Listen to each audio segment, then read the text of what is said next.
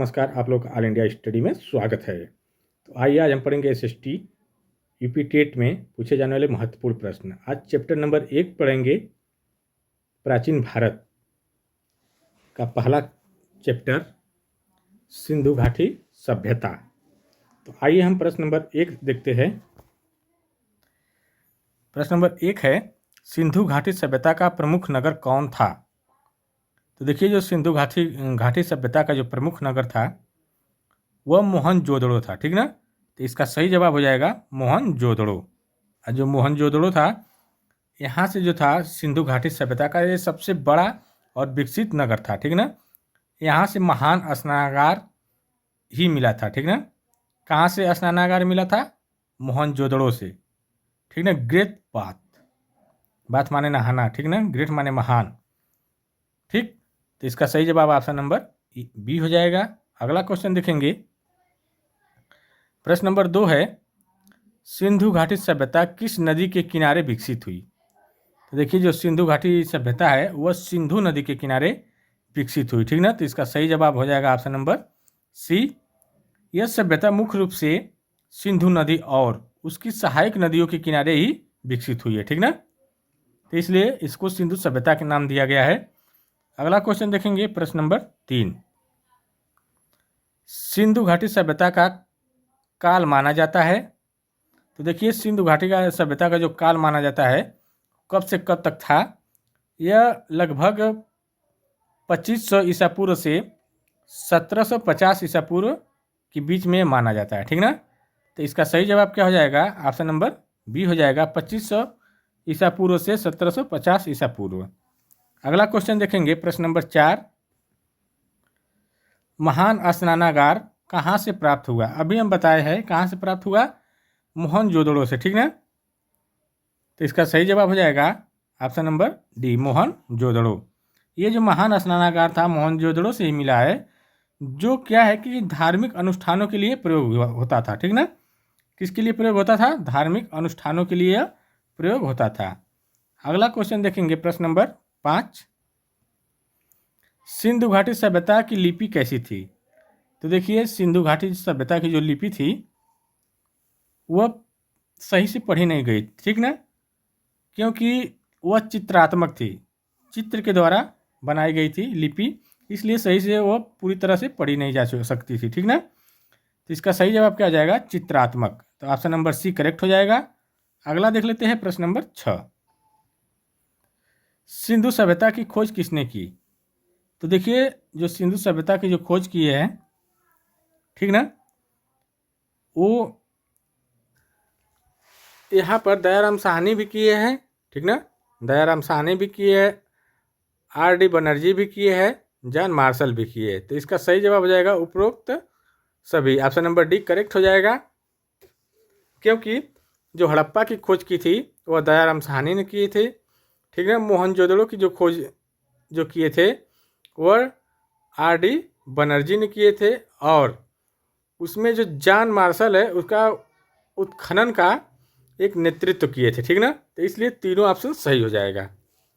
अगला क्वेश्चन देखते हैं। प्रश्न नंबर 7 है, सिंधु सभ्यता का प्रमुख व्यवसाय क्या था?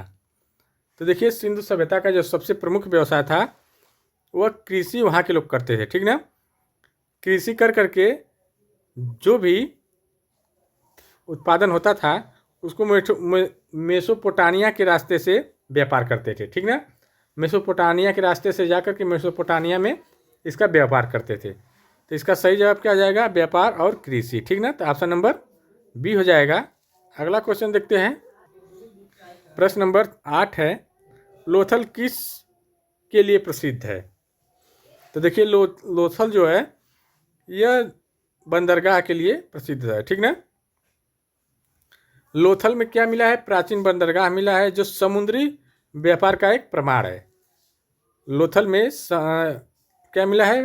प्राचीन बंदरगाह मिला है, जो इससे यह पता चलता है कि यह समुद्री व्यापार के लिए वहाँ पर लोथल में लोग व्यापार के लिए जाते थे, ठीक ना, समुद्री रास्ते से। तो इसका सही जवाब क्या हो जाएगा? ऑप्शन नंबर ए, बंदरगाह के लिए प्रसिद्ध है। अगला क्वेश्चन देखेंगे, प्रश्न नंबर 8 हो गया है, 9 देखते हैं। हड़प्पा सभ्यता का नगर नियोजन कैसा था? तो देखिए हड़प्पा सभ्यता जो थी वह कैसी थी? एक ग्रिड प्रणाली थी। कैसी थी? ग्रिड प्रणाली। क्योंकि यहाँ की जो सड़कें जो थी, सड़कें सीधी थी और एक दूसरे को क्या करती थी? समकोण पर काटती थी, ठीक ना। इसलिए इसे ग्रिड प्रणाली कहा गया, ठीक ना। तो इसका सही जवाब क्या हो जाएगा? ग्रिड प्रणाली। ऑप्शन नंबर सी करेक्ट हो जाएगा। अगला देखते हैं प्रश्न नंबर 10। सिंधु सभ्यता का प्रमुख धातु कौन सी थी? तो देखिए जो सिंधु सभ्यता के लोग थे वह कांस्य युग की सभ्यता कही जाती है, ठीक ना। इसलिए इसे हम क्या बोल सकते हैं? कांस्य युगीन सभ्यता कह सकते हैं, ठीक ना। तो इसलिए इसका जो सही जवाब हो जाएगा प्रमुख धातु क्या हो जाएगी? कांसा थी। तो ऑप्शन नंबर बी करेक्ट हो जाएगा। अगला देखते हैं प्रश्न नंबर 11। हड़प्पा की खोज 1921 ईस्वी में किसने की थी? तो देखिए हड़प्पा की खोज दयाराम साहनी किए थे और मोहनजोदड़ो की खोज कौन किए थे? बताइए। आर.डी. बनर्जी, ठीक ना। और उसमें जॉन मार्शल जो थे वह उत्खनन के सहयोगी थे, ठीक ना। तो इसलिए इसका जो सही जवाब क्या हो जाएगा? 1921 में हड़प्पा की खोज दयाराम साहनी की थी, ठीक ना। अगला क्वेश्चन देखेंगे, मोहनजोदड़ो की खोज किसने की थी? तो देखिए अभी हम बताए हैं मोहनजोदड़ो की खोज आर.डी. बनर्जी किए थे, ठीक ना। तो आर.डी. बनर्जी ये कब किए थे? 1922 ईस्वी में, ठीक ना। अगला देखेंगे, पशुपति मुहर किस स्थान से प्राप्त हुई? तो देखिए जो पशुपति मुहर है वह जो प्राप्त हुई थी मोहनजोदड़ो से, ठीक ना। तो इसका सही जवाब हो जाएगा मोहनजोदड़ो। देखिए क्या था कि पशुपति जो मोहर थी यह त्रिमुखी आकृति की दिखाई देती थी, ठीक ना। कैसी दिखाई देती थी पशुपति मोहर? वह त्रिआकृति में दिखाई देती थी, जिससे हम क्या कह सकते थे? शिव का एक प्रारंभिक रूप मानते थे, ठीक ना। उस समय वह शिव का एक प्रारंभिक रूप माना जाता था पशुपति मोहर को, ठीक ना, क्योंकि त्रिआकृति में दिखाई देती थी, ठीक। अगला देखेंगे प्रश्न नंबर 14। सिंधु सभ्यता के लोग किस माप तौल पद्धति का प्रयोग करते थे? तो देखिए जो सिंधु सभ्यता के लोग थे यह जान लीजिए कि मानकीकृत भार मतलब एक मानक के अनुसार तोल भाव करते थे, तोलते थे, मापते थे, ठीक ना। खुदाई के समान आकार के पत्थर के क्या करते थे? बाटे मिले थे, ठीक ना। जब खुदाई हुई थी तो उसमें क्या मिले थे? पत्थर के बाटे मिले थे, किलो मिले थे, ठीक ना। जिससे ये पता चलता है कि वहाँ की जो व्यापार होता था वह मानकीकृत प्रणाली पर लागू था, ठीक ना। तो ऑप्शन नंबर बी करेक्ट हो जाएगा। अगला देखेंगे प्रश्न नंबर 15। कालीबंगा किस नदी के किनारे स्थित था? तो बताइए जो कालीबंगा था वह घग्गर नदी के किनारे स्थित था। कहाँ था? घग्गर नदी के किनारे स्थित था। घग्गर नदी कहाँ पड़ती है? राजस्थान में पड़ती है, ठीक ना।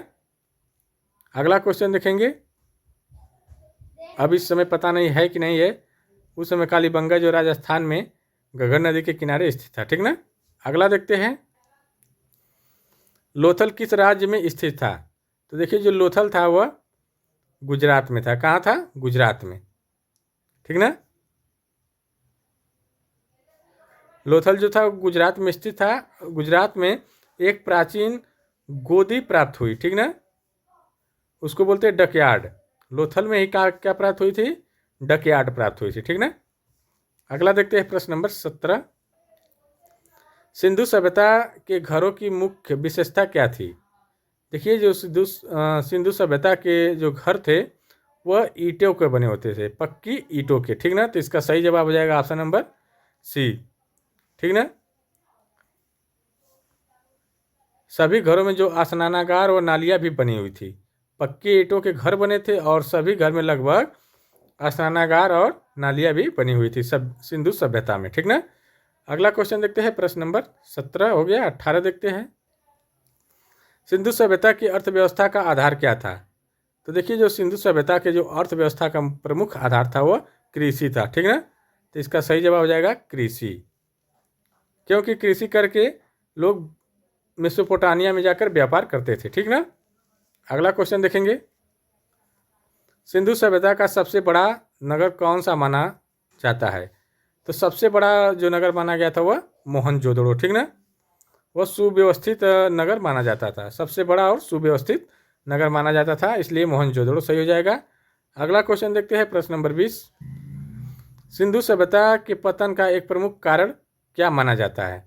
तो देखिए, जो सिंधु सभ्यता का पतन हुआ था इसका सबसे प्रमुख कारण जो है भूकंप व बाढ़ माना जाता है, ठीक ना। भूकंप आ गया और बाढ़ आने की वजह से सिंधु सभ्यता नष्ट हो गई, ठीक, प्राकृतिक आपदाओं के कारण, ठीक ना। अधिकांश इतिहासकार यही बताते हैं। तो देखिए, वीडियो अच्छी लगी हो तो चैनल को लाइक शेयर सब्सक्राइब कर दीजिए। अब मिलते हैं अगले वीडियो में, तब तक के लिए नमस्कार। और हाँ, देखिए, सोमवार और मंगलवार CDP हिंदी चलेगी, शाम 7 बजे CDP, 8 बजे हिंदी, और सोमवार मंगलवार डेली, और बुधवार बृहस्पतिवार मैथ और EVS, और शुक्रवार और शनिवार जो चलेगा वह SST क्लास चलेगी, जिसमें इतिहास, भूगोल, अर्थशास्त्र जो भी है, संविधान, सब चलेगा, ठीक ना, उसी में। और शनिवार हो गया, रविवार को इंग्लिश और संस्कृत चलेगी। तो आप लोग ज़रूर देखिए, जो भी नहीं समझ में आए कमेंट बॉक्स में ज़रूर बताइए। अब मिलते हैं अगले वीडियो में, तब तक के लिए नमस्कार।